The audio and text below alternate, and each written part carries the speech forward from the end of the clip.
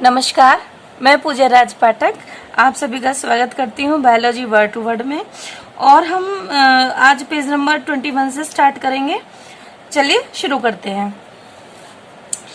Last video जो video 3 है उसमें मैंने आपको माइक्रोस्पोरोजेनेसिस ये समझाया था।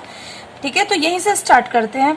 माइक्रोस्पोरोजेनेसिस, जैसा कि मैंने बताया था कि माइक्रोस्पोर्स का बनना, माइक्रोस्पोर मदर सेल से माइक्रोस्पोर का बनना ही क्या कहलाता है? माइक्रोस्पोरोजेनेसिस। ठीक है, देखिए तो यहाँ पर so I have already explain this कि भाई as the anther develops the cells of sporogenous tissue undergo meiotic division to form the microspore tetrad. वो कह रहे हैं कि भाई जो स्पोरोजिनस टिश्यू है, suppose this is the sporogenous tissue, और इसकी जो सभी सेल्स हैं वो उनमें नंबर ऑफ क्रोमोसोम्स कैसे 2 सेट हैं, तो 2n यानी डिप्लॉयड हैं। और उनमें से ये सभी सेल्स जो हैं पोटेंशियल क्या है? माइक्रोस्पोर मदर सेल्स हैं, तो माइक्रोस्पोर मदर सेल क्या हुई? ये भी 2n हुई। अब क्या होगा? इसके अंदर मियोसिस डिवीजन होगा, और मियोसिस डिवीजन जैसा कि हम जानते हैं नंबर ऑफ क्रोमोसोम कैसे हो जाते हैं? हाफ हो जाते हैं मियोसिस डिवीजन के दौरान। तो क्या होगा? एक माइक्रो स्पोर मदर सेल से कितनी बनेंगे? 4 माइक्रोस्पोर बनेंगे। और ये जो चारों माइक्रोस्पोर हैं ये कैसे होंगे? एक दूसरे से अटैच होंगे, चिपके हुए होंगे, इसलिए इसको माइक्रोस्पोर टेट्राड कह दिया है। और हर एक जो माइक्रोस्पोर है उसकी जो प्लॉइडी होगी वो कैसी होगी? हैप्लॉइड होगी। Is that clear? चलिए नेक्स्ट। तो यहाँ पर what would be the ploidy of the cells of the tetrad? तो वो क्वेश्चन कर रहे हैं कि जो सेल्स हैं यानी माइक्रोस्पोर सेल्स हैं टेट्राड के अंदर, उनकी प्लॉइडी क्या है, यानी उनमें नंबर ऑफ क्रोमोसोम्स कितने हैं? हाफ है।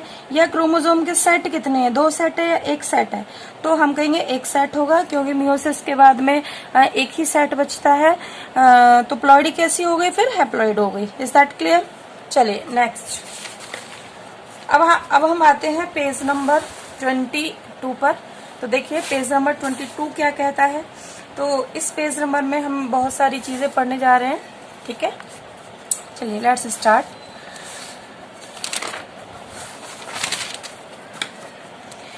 तो हम थोड़ा पहले जो ये फिगर दिया हुआ है ऊपर की तरफ, ये जो फिगर दिए हुए हैं इनको डिस्कस कर लेते हैं।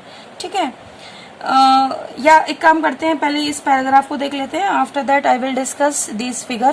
Clear? So let's start. As each cell of the sporogenous tissue is capable of giving rising to a microspore tetrad, sporogenous tissue की हर एक सेल वो क्या होती है? पोटेंशियल होती है, कैपेबल होती है क्या देने के लिए? क्या किस में कन्वर्ट होने के लिए? मियोसिस के बाद माइक्रोस्पोर टेट्राड में। Each one is a potential pollen और माइक्रोस्पोर मदर सेल।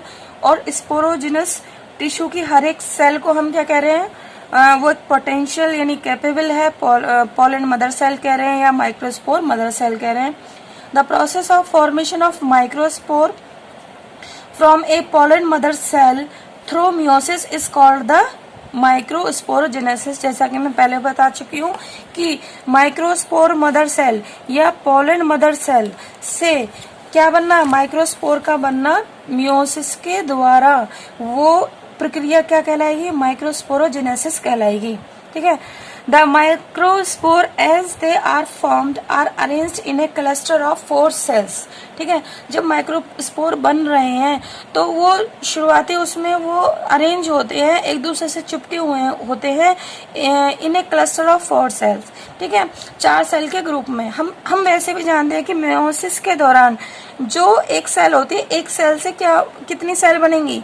डिवाइड होने के बाद में 4 सेल, और वो चारों सेल एक दूसरे से चिपकी हुई रहती हैं और एक ग्रुप बनाती हैं। तो उस ग्रुप को क्या कह देते हैं? माइक्रोस्पोर टेट्राड कह देते हैं। टेट्राड का मतलब ही क्या होता है? 4। Is that clear? मैं इसको शायद थोड़ा सा वो कर लेती हूँ, जूम कर लेती हूँ। हाँ ठीक है, नेक्स्ट देखिए।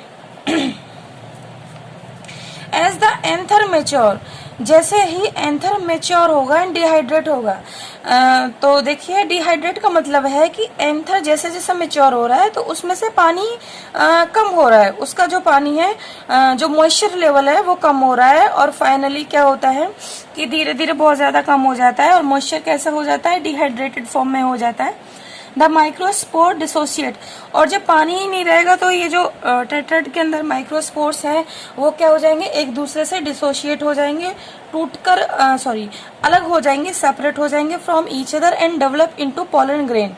ठीक है, और माइक्रोस्पोर एक दूसरे से अलग होकर फिर वो किसके अंदर मैच्योर होंगे या डेवलप होंगे, pollen grain. Is that clear? Inside each microsporangium, हर एक माइक्रोस्पोरेंजियम के अंदर, माइक्रोस्पोरेंजियम क्या है, एंथर के अंदर की जो कैविटी है उसको हम माइक्रोस्पोरेंजियम कह रहे हैं। लेकिन जब एंथर मैच्योर हो जाएगा, ठीक है, जब एंथर के अंदर माइक्रोस्पोर किस में कन्वर्ट हो जाएंगे, पॉलन ग्रेन में, तो हम माइक्रोस्पोरेंजियम को पॉलन सैक कहें तो ज्यादा बेहतर होगा। तो सेवरल थाउजेंड ऑफ माइक्रोस्पोर्स और पॉलन ग्रेन्स आर फॉर्म्ड, तो हजारों की संख्या में पॉलन ग्रेन्स बनते हैं, दैट आर रिलीज्ड, जो कि रिलीज होंगे, बाहर आएंगे with the dehiscence of anther wall या with the dehiscence of anther. तो जैसे ही एंथर फटेगा तो ये जो पॉलन ग्रेन्स हैं ये सब बाहर आ जाएंगे। Is that clear? चलिए नेक्स्ट, द पॉलन ग्रेन। अब पॉलन ग्रेन के बारे में कुछ बातें कही गई हैं। The pollen grains represent the male gametophyte. Pollen grain क्या रिप्रेजेंट करता है, मेल गैमीटोफाइट को रिप्रेजेंट करता है। यहाँ पर गैमीटोफाइट से मतलब क्या है, सिंपल, गैमीटोफाइट से मतलब है कि वो प्लांट पार्ट या प्लांट ऑर्गन कह लो, प्लांट सेल कह लो, या कुछ भी, जिस वो प्लांट स्ट्रक्चर जो क्या रखता है, मेल न्यूक्लियाई रखता हो या मेल गैमीट रखता हो। ठीक है, तो यहाँ पर गैमीटोफाइट, गैमीटोफाइट, ठीक है, गैमीटोफाइट का मतलब है मेल गैमीटोफाइट। पॉलन ग्रेन को हमने मेल गैमीटोफाइट कहा है। क्यों? क्योंकि जो पॉलन ग्रेन एक ऐसा प्लांट स्ट्रक्चर है जो कि which have the male nuclei. Clear? तो स्ट्रक्चर दैट हैव या possess मेल न्यूक्लियाई या male nucleus. Is that clear? तो इस पॉलन ग्रेन के पास में मेल न्यूक्लियस या स्पर्म न्यूक्लियस होंगे जो कि आगे चल के फर्टिलाइजेशन में काम आएंगे या जिनकी वजह से फर्टिलाइजेशन होगा, इसलिए हम इसको क्या कह रहे हैं, मेल गैमीटोफाइट कह रहे हैं।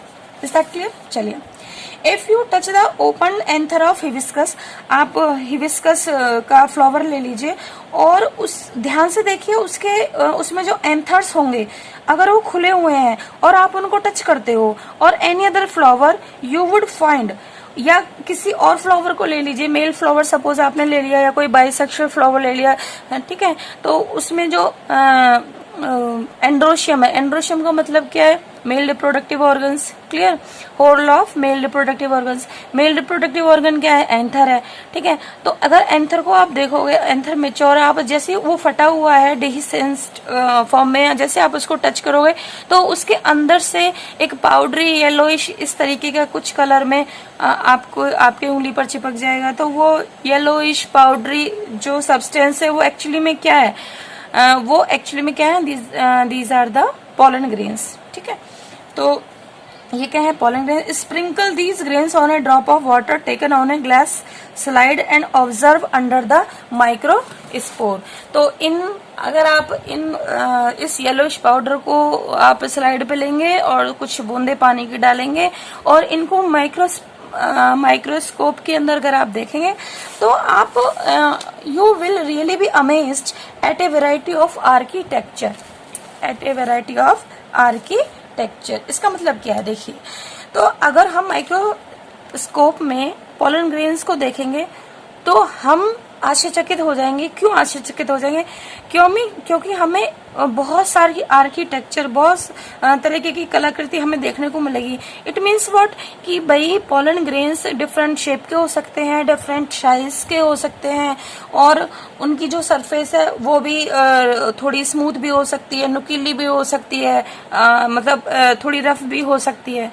तो उस पर कुछ डिजाइन्स भी हमें देखने को मिल सकते हैं। तो पोलन ग्रेन्स को एक देखने में मॉर्फोलॉजिकली ऊपर से देखने में एक ही तरह के नहीं दिखते हैं, वो कई तरीके के हो सकते हैं।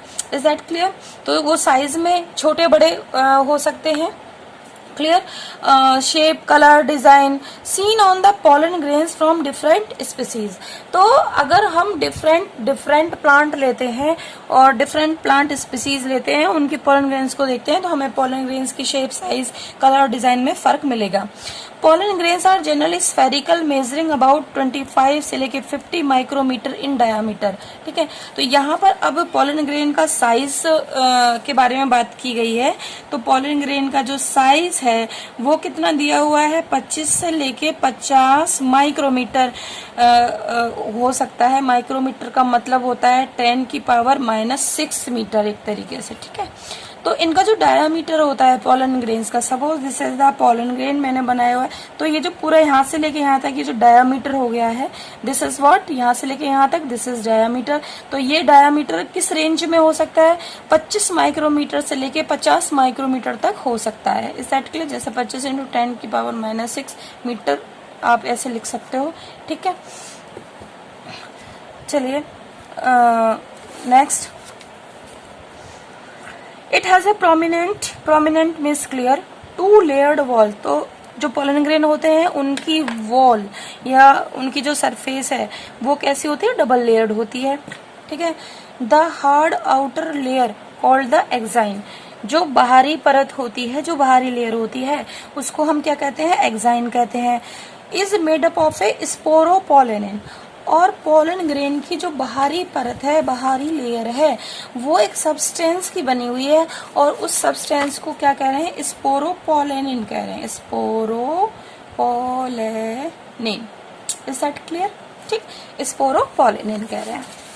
Next, which is one of the most resistant organic material known.